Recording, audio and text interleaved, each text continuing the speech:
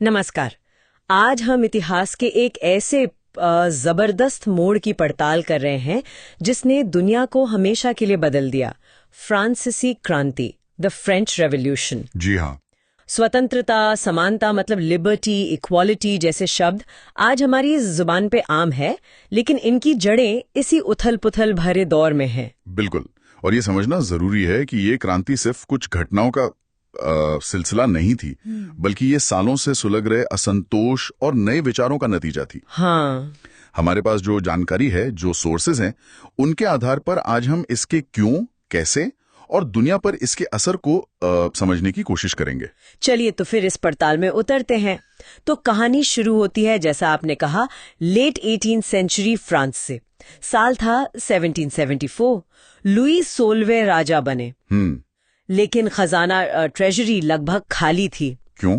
सालों की लड़ाइयां, वर्साई पैलेस का वो बेहिसाब खर्च। हाँ, वो एक्स्ट्रा वेगेंट कोर्ट और ऊपर से अमेरिकन रेवोल्यूशन में मदद, इन सब ने खजाना खाली कर दिया था। तो भारी कर्ज मतलब डेट, और उस पर सुनने में आया है 10% तक का इंटरेस्ट। जी, 10% ब्याज। सरकार का ज्यादातर पैसा तो सिर्फ ब्याज चुकाने में ही जा रहा था, तो नतीजा टैक्स बढ़ाने की जरूरत आन पड़ी। लेकिन टैक्स देता कौन था? यहीं पर फ्रांस का वो सोशल स्ट्रक्चर, जिसे ओल्ड रेजीम या प्राचीन राजतंत्र कहते हैं, वो सामने आता है। समाज 3 स्टेट्स में बटा था। हाँ, 3 स्टेट्स। पहला स्टेट क्लर्जी यानी पादरी वर्ग, दूसरा स्टेट नोबिलिटी यानी कुलीन वर्ग। और ये दोनों अमीर थे, जमीन के मालिक थे, और सबसे बड़ी बात, टैक्स फ्री थे। बिल्कुल टैक्स एग्जेम्प्ट, जन्म से ही विशेषाधिकार, प्रिविलेजेस मिले हुए थे। नोबिलिटी को तो किसानों से फ्यूडल ड्यूज यानी सामंती कर लेने का भी हक था। और फिर था थर्ड स्टेट यानी बाकी सब लोग। हाँ, बाकी सब लगभग 90% किसान, पिजेंट्स, मजदूर, वर्कर्स, कारीगर, आर्टिसंस, व्यापारी, मर्चेंट्स, वकील, लॉयर्स, मतलब पूरी आबादी का बड़ा हिस्सा। और सारा टैक्स का बोझ इन्हीं पर था। डायरेक्ट टैक्स जैसे ताई, और फिर नमक, तंबाकू जैसी चीजों पर इनडायरेक्ट टैक्स भी। जी, और चर्च भी पीछे नहीं था। वो उपज का 10वां हिस्सा, जिसे तीत कहते थे, वो लेता था। बाप रे। इसी बीच फ्रांस की पॉपुलेशन भी बढ़ी। 1715 में 23 मिलियन से 1789 तक 28 मिलियन हो गई। सही। तो अनाज की मांग, डिमांड फॉर फूड ग्रेन्स बढ़ी, पर प्रोडक्शन उतना नहीं बढ़ा। रोटी, ब्रेड, जो कि मेन फूड था, उसकी कीमतें आसमान छूने लगी। और मजदूरी, वेजेस उतनी तेजी से नहीं बढ़ी। तो अमीर गरीब का फासला, वो गैप और गहरा होता गया। बिल्कुल। और जरा सा सूखा, ड्राउट या ओले पड़ जाएं, हेलस्टॉर्म हो जाएं, तो फसल बर्बाद और सीधा सब्सिस्टेंस क्राइसिस यानी जीविका का संकट। इसी थर्ड एस्टेट में एक नया ग्रुप भी उभर रहा था, मिडिल क्लास, मध्यम वर्ग। हाँ, ये पढ़े लिखे लोग थे, व्यापारी, मैन्युफैक्चरर, वकील, अफसर। ये मानते थे कि समाज में जगह जन्म, बर्थ से नहीं, मेरिट यानी योग्यता से मिलनी चाहिए। और इन पर एनलाइटनमेंट थिंकर्स, प्रबुद्ध विचारकों का काफी प्रभाव था। बहुत ज्यादा।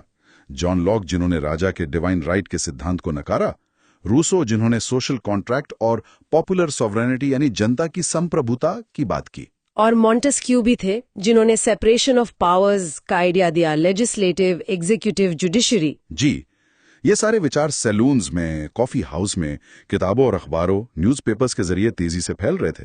लोग इन पर बातें करते थे, बहस करते थे। तो माहौल बिल्कुल तैयार था। और फिर जब नई टैक्स लगाने के लिए लुई 16वें ने 175 साल के गैप के बाद 5 मई 1789 को एस्टेट्स जनरल की बैठक बुलाई। हाँ, 1789 में ये एक बड़ी घटना थी, लेकिन उसमें भी पेच था। क्या पेच था? पारंपरिक वोटिंग का तरीका था, हर एस्टेट का बस एक वोट। अच्छा, तो मतलब पहले 2 एस्टेट, पादरी और कुलीन, मिलकर हमेशा तीसरे एस्टेट को हरा देते होंगे। बिल्कुल।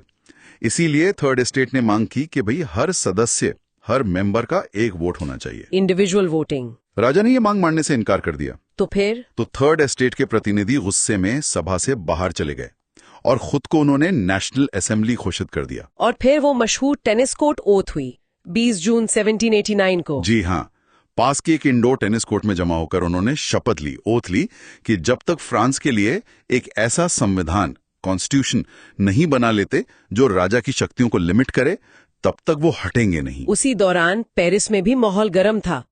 रोटी की बढ़ती कीमतें, सेना की मौजूदगी। हाँ, टेंशन बढ़ रही थी। और फिर आया जुलाई 14, 1789, बैस्टील का पतन, स्टॉर्मिंग ऑफ द बैस्टील। ये घटना इतनी मशहूर क्यों है? क्योंकि बैस्टील का किला राजा की निरंकुश शक्ति, उसकी ओप्रेसिव पावर का प्रतीक माना जाता था। पेरिस में गुस्साई भीड़ ने उस पर धावा बोल दिया, वहां के कमांडर को मार दिया, कैदियों को रिहा कर दिया और किले को तोड़ दिया। तो ये एक तरह से क्रांति की औपचारिक शुरुआत मानी जाती है। हाँ, बिल्कुल। इसके बाद तो पूरे फ्रांस में, खासकर ग्रामीण इलाकों में, एक डर का माहौल बन गया, जिसे महान भय, द ग्रेट फियर कहते हैं। अफवाहें फैली कि जमींदारों ने अपनी फसलें बचाने के लिए लुटेरे बुलाए हैं जो किसानों की पकी फसलें जला देंगे। अच्छा। तो डरे हुए और गुस्साए किसानों ने किलों, शैटोस पर हमला कर दिया, अनाज लूटा, लगान के जो दस्तावेज थे, रिकॉर्ड्स थे, वो जला दिए। कई कुलीन नोबल्स तो डर के मारे भाग गए। इस पूरे विद्रोह, रिवोल्ट के सामने राजा को झुकना पड़ा। जी, उन्होंने नेशनल असेंबली को मान्यता दे दी। तो अगस्त 4, 1789 की रात को असेंबली ने एक प्रस्ताव पास करके पूरी सामंती व्यवस्था, फ्यूडल सिस्टम को खत्म कर दिया। धार्मिक टैक्स जैसे टाइट्स खत्म कर दिए गए, चर्च की जमीनें जब्त कर ली गईं। ये तो बहुत बड़े बदलाव थे। हाँ, बहुत बड़े। इसके बाद असेंबली ने संविधान बनाने का काम पूरा किया, जो 1791 में लागू हुआ। इसने फ्रांस को एक संवैधानिक राजतंत्र, कॉन्स्टिट्यूशनल मोनार्की बना दिया। मतलब राजा तो रहा, पर उसकी शक्तियां कम कर दी गईं। बिल्कुल। शक्तियां विधायिका, कार्यपालिका और न्यायपालिका में बांट दी गई, सेपरेशन ऑफ पावर्स के सिद्धांत पर। क्या इस संविधान में सबको वोट देने का अधिकार मिला? नहीं, यहीं पर एक पेंच था। वोट का अधिकार सिर्फ सक्रिय नागरिकों, एक्टिव सिटीजन्स को मिला। ये वो पुरुष थे जिनकी उम्र 25 साल से ज्यादा थी और जो कम से कम 3 दिन की मजदूरी के बराबर टैक्स देते थे। तो मतलब गरीब पुरुष और सभी महिलाएं वोट नहीं दे सकती थी? नहीं, उन्हें निष्क्रिय नागरिक, पैसिव सिटीजन्स कहा गया।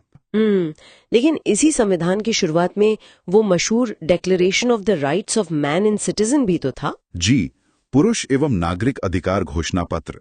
इसमें जीवन का अधिकार, राइट टू लाइफ, स्वतंत्रता, लिबर्टी, अभिव्यक्ति की स्वतंत्रता, फ्रीडम ऑफ स्पीच, कानून के समक्ष समानता, इक्वालिटी बिफोर लॉ जैसे अधिकारों को नैसर्गिक और अहर्नीय यानी नेचुरल एंड इनएलिएनेबल बताया गया। ये बहुत महत्वपूर्ण था, लेकिन जैसा आपने कहा, समानता भी पूरी नहीं थी और तनाव भी शायद बना हुआ था। बिल्कुल। लुई सोल्वे मन से इस व्यवस्था को स्वीकार नहीं कर पाए थे। वो गुप्त रूप से प्रूशिया के राजा से मदद मांग रहे थे। फिर युद्ध शुरू हो गए। हाँ, फ्रांस के क्रांतिकारी विचारों से पड़ोसी राजशाही देश डर गए थे। तो अप्रैल 1792 में नेशनल असेंबली ने प्रूशिया और ऑस्ट्रिया के खिलाफ युद्ध की घोषणा कर दी। हजारों लोग सेना में शामिल हुए। इसी दौरान मार्सेलेज गीत लिखा गया, जो आज फ्रांस का राष्ट्रगान है। और इसी समय जैकोबिन क्लब भी बहुत सक्रिय हुआ। जैकोबिन ट्रूथ क्रांति को और आगे ले जाना चाहता था। इसके नेता थे मैक्सिमिलियन रोबेस्पियर। इसके सदस्य ज्यादातर समाज के कम समृद्ध हिस्से से थे। छोटे दुकानदार, कारीगर, नौकर। इन्हें सेंस कोलोट्स कहा जाता था, जिसका मतलब था बिना घुटने वाले, क्योंकि वो कुलीनों की तरह ब्रीचेस नहीं बल्कि लंबी धारीदार पैंट पहनते थे। वो लाल टोपी भी पहनते थे। तो इन्होंने क्या किया? युद्ध और खाने की कमी से पेरिस के लोग गुस्से में थे। अगस्त 10, 1792 को उन्होंने ट्यूलरीज के महल, पैलेस ऑफ द ट्यूलरीज पर धावा बोल दिया। राजा के गार्ड्स को मार डाला और राजा को बंदी बना लिया। इसके बाद राजतंत्र खत्म हो गया। हाँ, असेंबली ने नई चुनाव कराए, जिसमें 21 साल से ज्यादा उम्र के सभी पुरुषों को, चाहे उनके पास संपत्ति हो या ना हो, वोट देने का अधिकार दिया गया। नई चुनी हुई असेंबली को कन्वेंशन कहा गया और सितंबर 21, 1792 को कन्वेंशन ने राजतंत्र का अंत कर दिया और फ्रांस को एक गणतंत्र, रिपब्लिक घोषित कर दिया। और राजा लुई 16 का क्या हुआ? उस पर देशद्रोह का मुकदमा चलाया गया और जनवरी 21, 1793 को उसे सार्वजनिक रूप से गिलोटीन पर चढ़ा दिया गया। इसके बाद फ्रांस में आतंक का राज, रेन ऑफ टेरर शुरू हुआ 1793 से 1794 तक। हाँ, रोबेस्पियर के नेतृत्व में कन्वेंशन ने बहुत कठोर नियंत्रण और दंड की नीति अपनाई। जो भी गणतंत्र के दुश्मन, एनिमीज ऑफ द रिपब्लिक माने जाते थे, जैसे पूर्व कुलीन, पादरी या दूसरे राजनीतिक दलों के सदस्य या खुद उसकी पार्टी के लोग जो उसकी नीतियों से सहमत नहीं थे, उन्हें गिरफ्तार किया जाता, मुकदमा चलता और गिलोटीन पर भेज दिया जाता। बाप रे, ये तो बहुत खौफनाक दौर रहा होगा। बिल्कुल। रोबेस्पियर सरकार ने मजदूरी और कीमतों की अधिकतम सीमा तय कर दी। मैक्सिमम लिमिट लगाई, मांस और रोटी की राशनिंग कर दी गई, किसानों को अपना अनाज शहरों में बेचने पर मजबूर किया गया, महंगी सफेद आटे की रोटी पर रोक लगाकर सबको साबुत गेहूं से बनी समानता रोटी, इक्वालिटी ब्रेड खाने को कहा गया। अच्छा। हाँ, और बोलचाल में भी बराबरी लाने की कोशिश हुई। पारंपरिक महाशय, मॉन्सियोर और महोदया, मैडम की जगह सितवाया, सितवाइन यानी नागरिक शब्द इस्तेमाल होने लगे। चर्च बंद कर दिए गए, उनकी इमारतों को बैरक या दफ्तर बना दिया गया। लेकिन ये आतंक का राज ज्यादा चला नहीं। रोबेस्पियर ने अपनी नीतियां इतनी सख्ती से लागू की कि उसके समर्थक भी अब त्राही त्राही करने लगे। आखिरकार जुलाई 1794 में उसे कन्वेंशन द्वारा दोषी ठहराया गया, गिरफ्तार किया गया और अगले ही दिन गिलोटिन पर चढ़ा दिया गया। आतंक के राज के बाद क्या हुआ?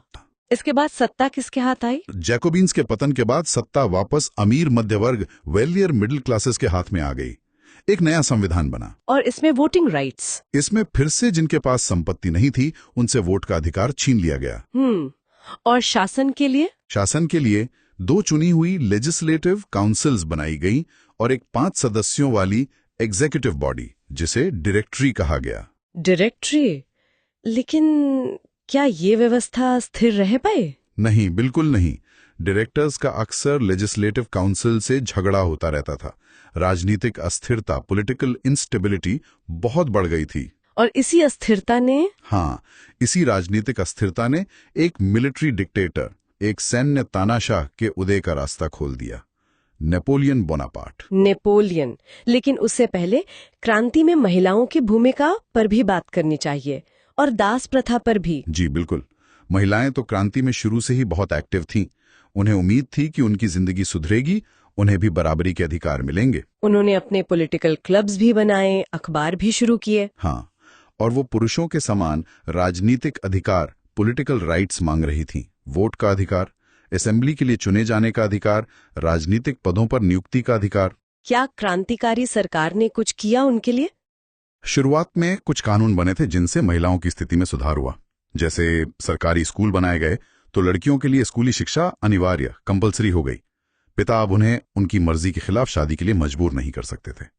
और तलाक, डाइवोर्स? हाँ, तलाक को कानूनी मान्यता दी गई और मर्द औरत दोनों इसके लिए आवेदन कर सकते थे। महिलाएं अब छोटे मोटे व्यवसाय भी चला सकती थीं।